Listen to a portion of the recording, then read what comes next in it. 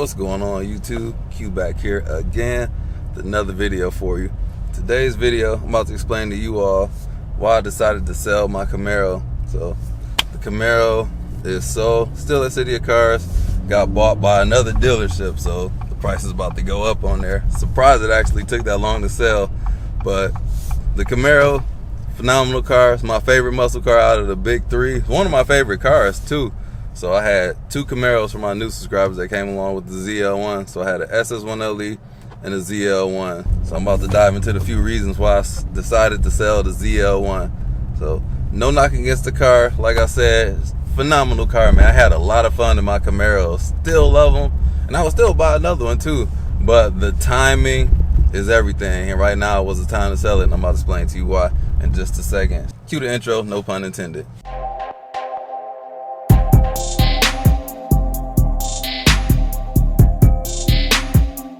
So my first reason why I decided to sell the ZL1, I had my heart set on the rumored Z28 coming out.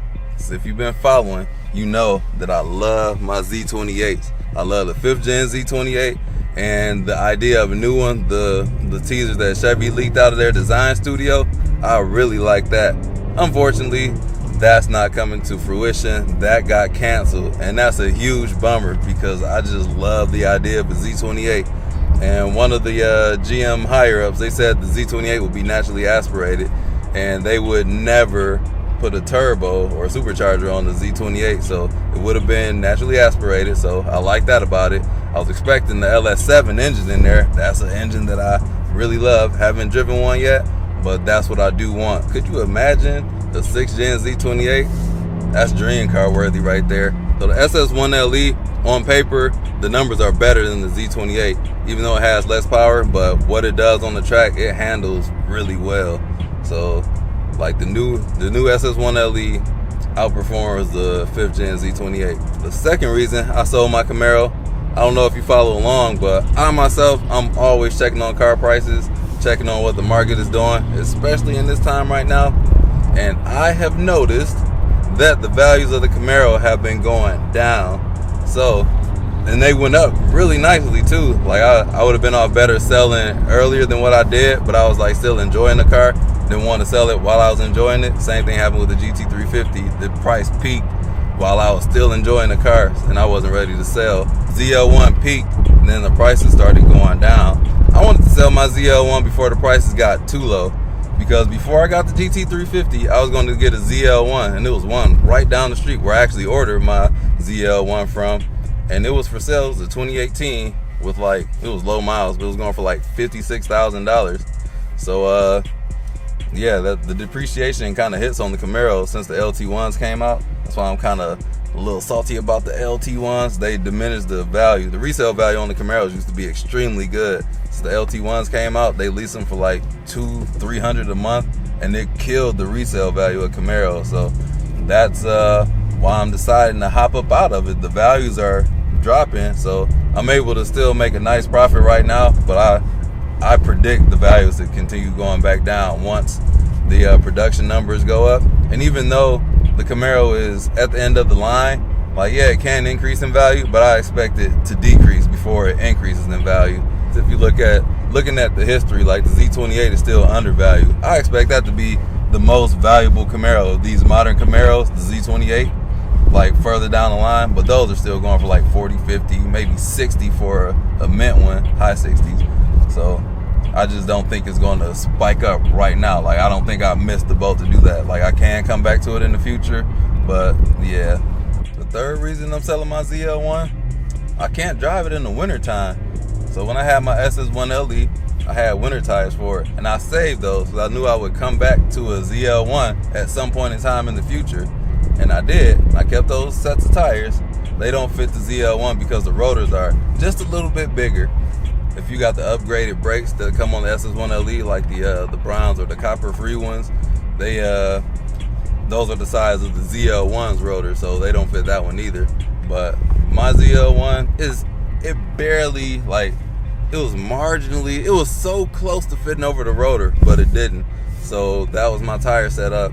And also the tires, the Pirelli Soto Zeros, which I have for my GT350, still had those too. But those, they quit producing those like during the pandemic. So now they just don't have tires for the stock tires. And I didn't want to buy a new set of wheels and tires because already the stock wheels on the ZL1 are ugly to me. Like I said it before, I do not want to replace those wheels, and the snow tires would be a set of ugly wheels too because they're going to be driven in snow. Like I wouldn't get a set of fancy wheels to be driven in snow. So the stock set of tires and wheels, or the stock wheels, that's what I would prefer to use for the snow. But they don't have any tire from any manufacturer. No Blizzaks, no Michelin X Ice, no Pirelli Soto Zeros, no anything. It's just nothing. If you look on Tire Rack, nothing. Got Bell Tire, nothing. Discount Tire, nothing. Nobody got nothing. So the fourth reason I sold my ZL1 is I didn't feel special anymore. Like I was one of the first ones with a Rapid Blue Camaro, the 2022, and this is for 2023 as well.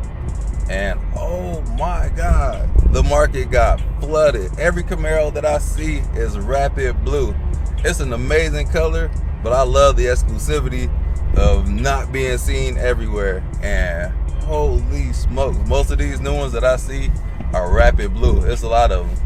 No diss to everybody. That's just a testament of who I am as a person. I like to be exclusive. I like things that a lot of people can't obtain easily.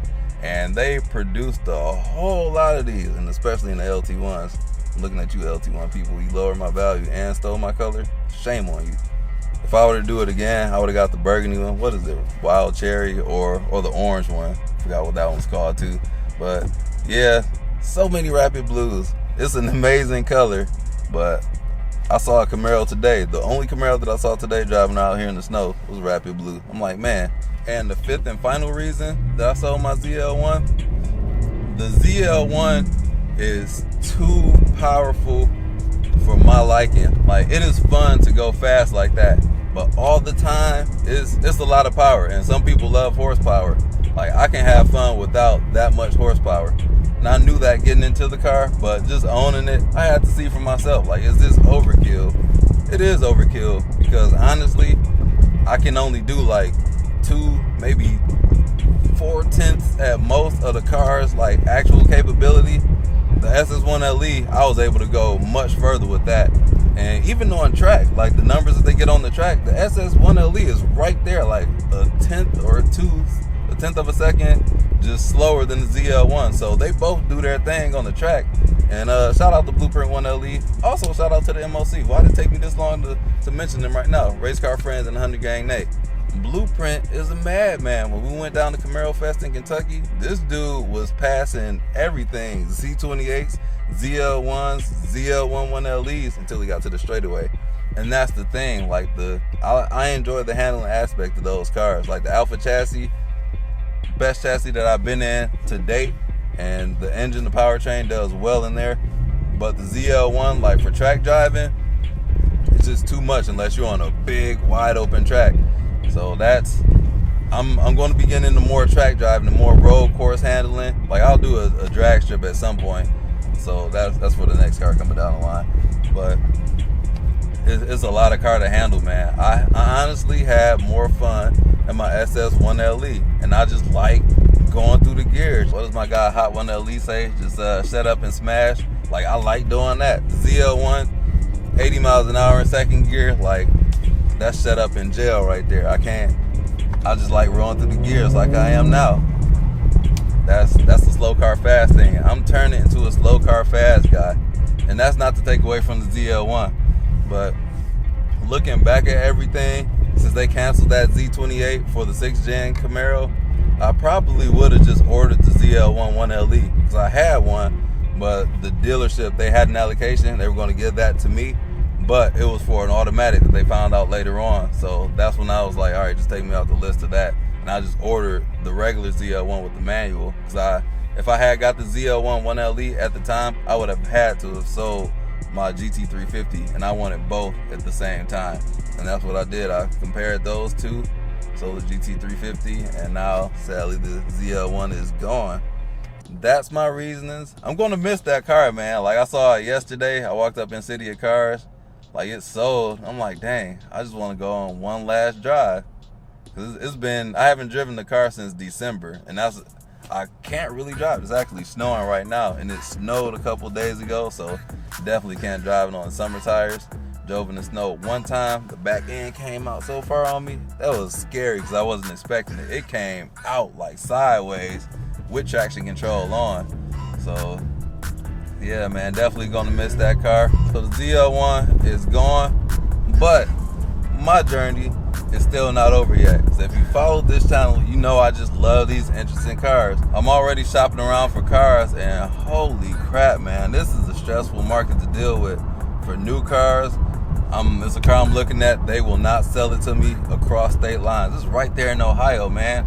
I am a huge Ohio State fan. They can sell me that. Ask my coworkers, man. I've been trolling them for a decade at least. Friends for like 2 decades. It's been a long time. I got a lot of Ohio State merch, and even at my desk at work, keep my Ohio State picture there. Got LeBron at my desk. Come on, man. But they will not sell me the car. Corolla GR, I had an opportunity to buy one, but it was $10,000 marked up, and I could have put a non-refundable deposit on it, but I can't do that, man, because I haven't driven the car, and it's marked up $10,000. I'm not paying over $10,000. It was $50,000 for a Corolla, just the core edition. That's the entry-level Corolla GR. I'm not doing that. So I'm still shopping. Actually, I got some papers right here with the pricing that I'm going over for some cars. And my WRX, it actually sold. I contacted them to try and get it for less than MSRP. That's the only way I want a WRX, if I get it below MSRP, because me and Subaru, we tend to bump heads, and I'm a little salty about Subaru. But if you know a Subaru dealership selling the WRX for less than MSRP, let me know. That's in Michigan, preferably, because I would like to do a build on that. So that's where I'm at now. If it's a cheaper car, I'm doing a build on it. If it's as much as the ZL1 was, then I'll do like similar things as what I did to the ZL1. So let me know which direction you guys want me to go in. I'll be out here shopping some more, and I'll be giving you updates on videos that way. So get your input again. I'm out here in these streets shopping, and it's a huge headache, but that's where we are. So I also looked at SS1 LE. Man, well, how would you guys feel if I bought another SS1 LE to the channel? Because I don't know, I really like that car. The Camaros are the cars that I have been emotionally attached to. After selling both of them, like, I felt sad afterwards. I never got that kind of attachment to any car before. Thank you all for watching this video. Appreciate each and every one of you. Stay here. Don't hit that unsubscribe button. Follow me on the journey to the next vehicle. Should be happening. If I get a car, I'll buy a car today. But I don't know. These dealerships are doing some weird stuff, and I'm searching like within a 400-mile radius to me. But certain cars are kind of hard to drive with the snow out here. And maybe I can get it delivered. Don't want to pay delivery because I think it would be cool just to drive the car back here. But if it's a decent day, I can do it. But that's where we at. So I'm gonna wrap up today's video. Don't forget to like, comment, subscribe, hit that bell, browse the channel, check out the MOC, 100 Gang Nate, Race Car Friends, and Blueprint 1LE. Give them all a sub if you haven't already. And I'll check you all out in the next video. Peace out.